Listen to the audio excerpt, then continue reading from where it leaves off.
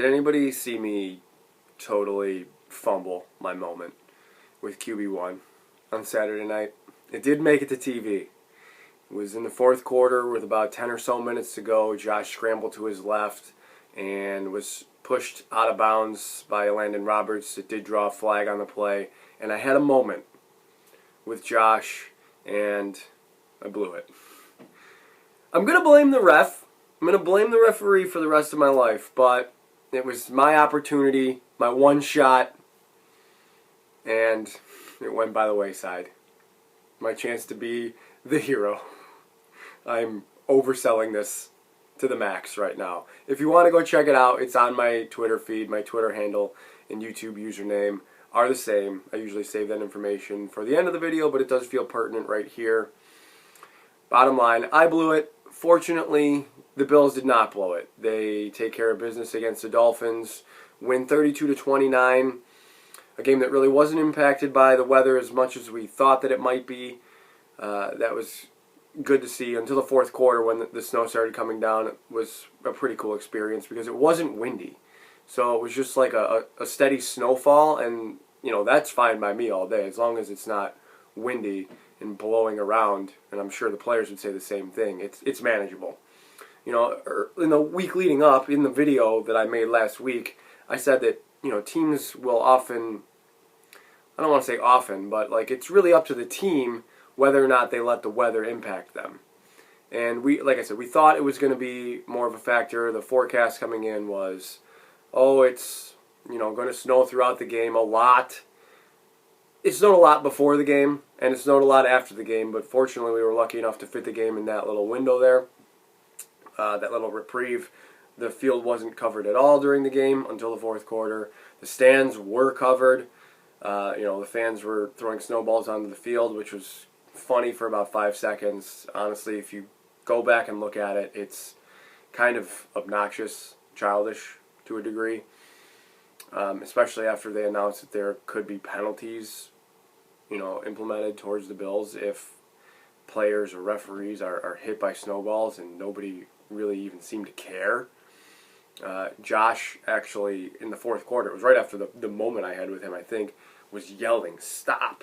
Stop! No more!" He's doing this, and there's an announcement over the loudspeaker, which is the first time I've ever heard this. Fans, please listen to Josh and stop throwing snowballs, or the Bills will be applied a penalty, or penalized 15 yards for it.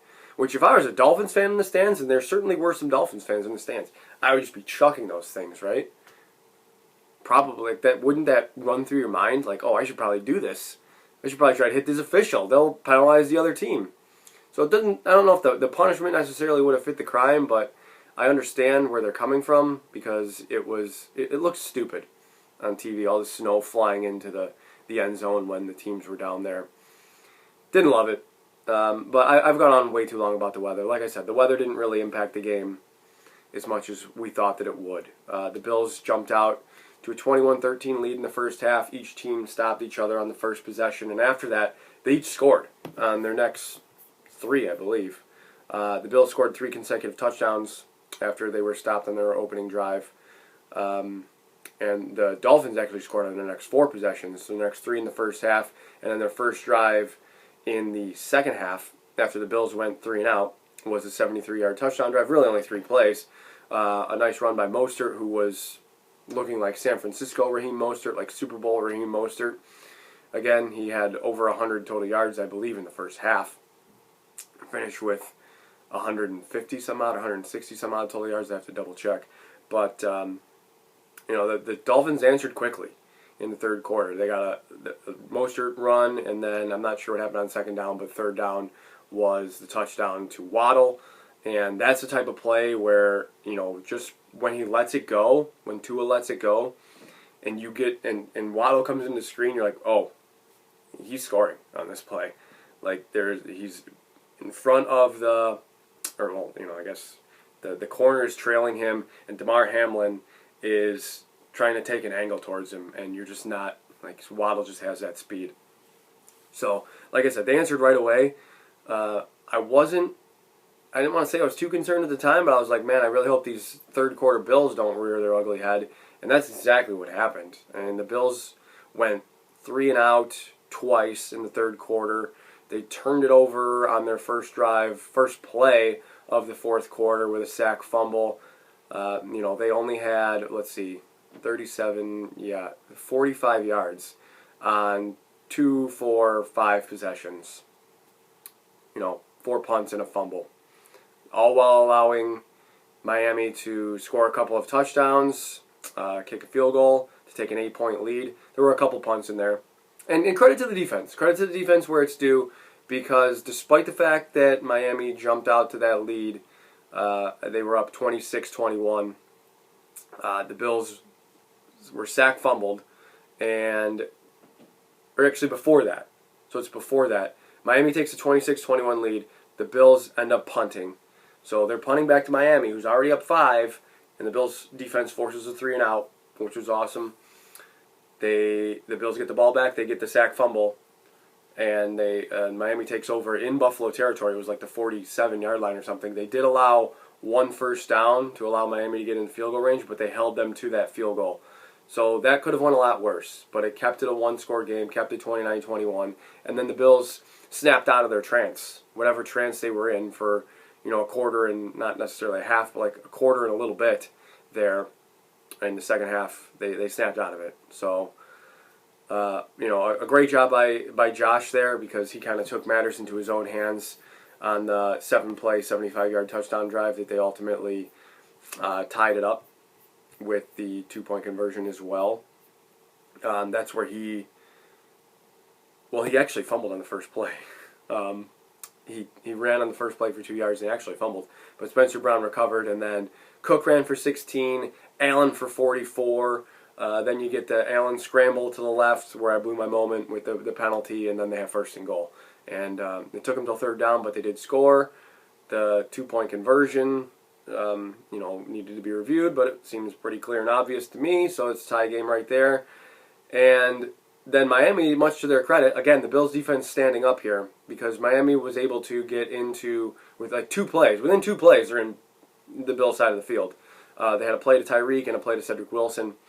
So, they have first and 10 at the Bills' 40 with, 7 or 8 minutes to go. And the Bills defense stood them up right there. A nice play by Kaiir Elam to read a screen pass to Tyreek, read it right away, nearly got a pick, but it still went for negative 3 yards. And then they forced an incompletion on third down. And the punt to, the Miami punt to the Bills' 7-yard line. So there's 5:56 to go. And, this is big-time Super Bowl type level stuff, like the best team in the league type stuff here.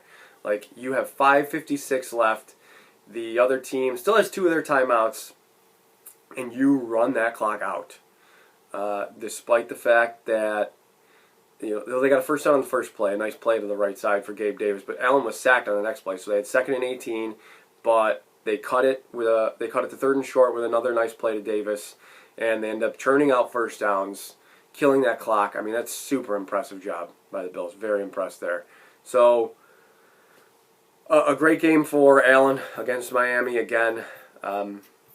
He finishes with, sorry, I have it right here. Thought I had it right here. Yeah, he finishes with 300 yards, 4 passing touchdowns, another 77 rushing. So just a casual 381 total from Josh, and 4 touchdowns. Another great game. Actually, not that great of a game for, where was I going with this? Sorry. Okay, Gabe Davis, 4 for 56. Diggs, 5 for 60. These are pretty standard numbers. Dawson Knox had an outstanding game, 6 for 98 and a touchdown, and he had 2 drops as well. So his other 2 targets that he didn't catch were drops. The Bills were still able to score a touchdown on that drive. It was right before the half where Josh had another no, throw the ball, what are you doing type of play, and then James Cook catches it for a touchdown, and you're like, oh, thank God. That was, that could have changed the game. The Bills are about to go into the half 14-13 because Allen takes 8 seconds on that rollout, but he does find James Cook, and they get the touchdown before the half. And, I think McDermott said, he's like, I was going to let the air out of Josh's tires in the parking lot, like after the game, if that wasn't a touchdown. Like, that's funny. It's funny because it went well. But this puts the Bills in a great position. For the division, at least.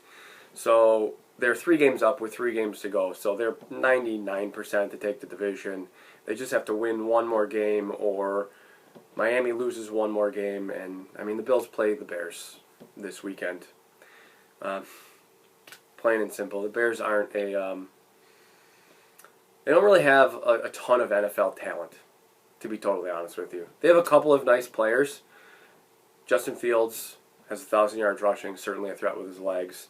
But, I mean, David Montgomery's a fine running back. Maybe they get Khalil Herbert back from IR this week. He's a fine player. But they traded Roquan Smith.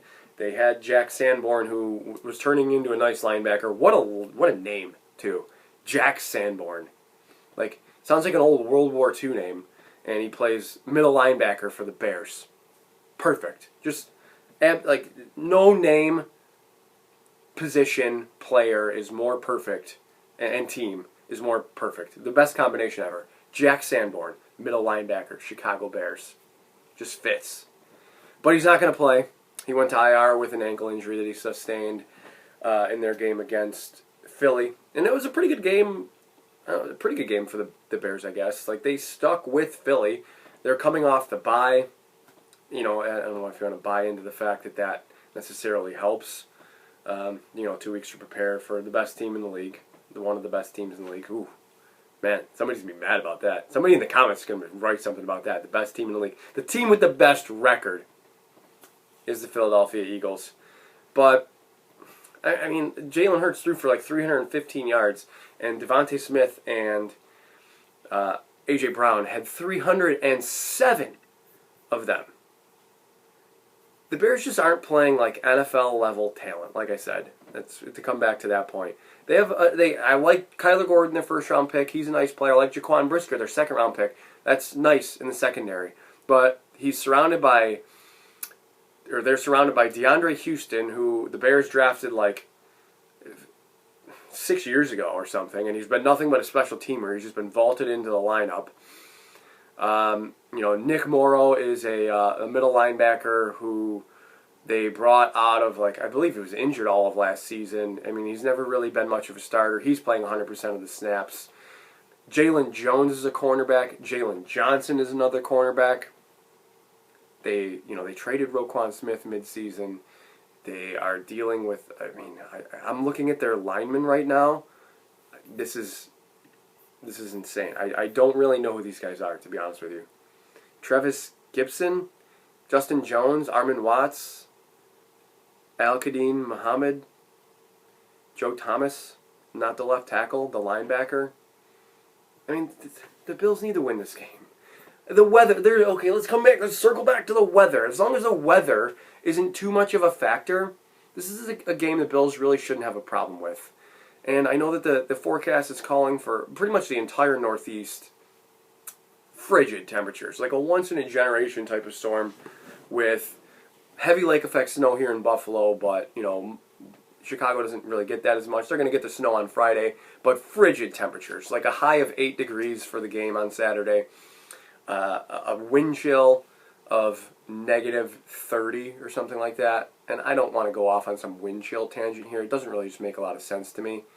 Like, it's not as simple as like, when the wind blows, it feels like negative 30. That's not really what it means. It's just like it feels like negative 30. So, like, I don't understand why isn't it negative 30? Isn't that what temperature is? What it feels like? I don't know. Okay. We can have a conversation about this if you want. I don't understand wind chill. For sure.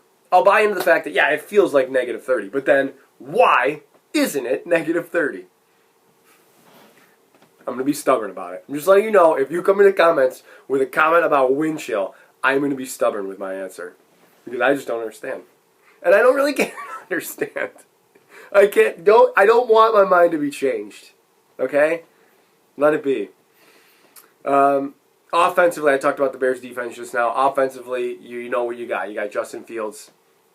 Cole Kmet is their leading receiver currently with Darnell Mooney on IR. Chase Claypool didn't play last week. N'Keal Harry didn't play last week, so maybe they're back. But other than that, you're dealing with like Byron Pringle, Velus Jones, Dante Pettis. This is not NFL caliber talent. Equinemius St. Brown. This is not a game the Bills should struggle with. It just isn't. I don't think they will. And if they do, it's probably going to be related to how freezing cold it is. But both teams have to play in that. I just keep Justin Fields in the pocket. Easier said than done. He has 1,000 rushing yards. But he takes a bunch of sacks usually because he does try to wiggle out of there. And he'll take sacks. So he'll put them behind the sticks. But he might make a play or two. He might break free for a play or two or more with his legs. He figured out, sort of mid-season it seems, or, quarter of the way through the season, third of the way, that he's a big threat with his legs. And it's worked out for him. But the Bears are still 3-11. And they started 2-1. They've lost 10 out of their last 11 games. They are running for the proverbial bus, if you're picking up what I'm putting down.